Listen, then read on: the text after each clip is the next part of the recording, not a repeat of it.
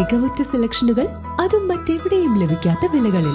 Sanha fashion, Tirur.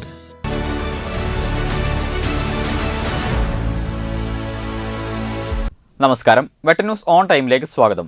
കല്യാണം ഇനി വേറെ level. Basid wedding mall, Basid arcade, Poonkottukulam, Tirur.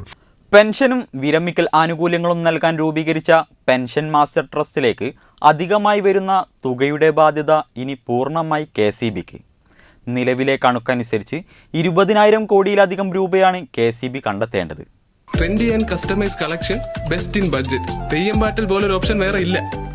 2013 KCB limited എന്ന കമ്പനിക്കായി പുനർസംഘടിപ്പിച്ചപ്പോൾ അതുവരെയുള്ള ജീവനക്കാരുടെയും പെൻഷൻകാരുടെയും പെൻഷനും മറ്റു ആനുകൂല്യങ്ങളും ഉൾപ്പെടുന്ന ബാധ്യതകൾ സർക്കാരും KCBയും പങ്കിടണമെന്നായിരുന്നു വ്യവസ്ഥ.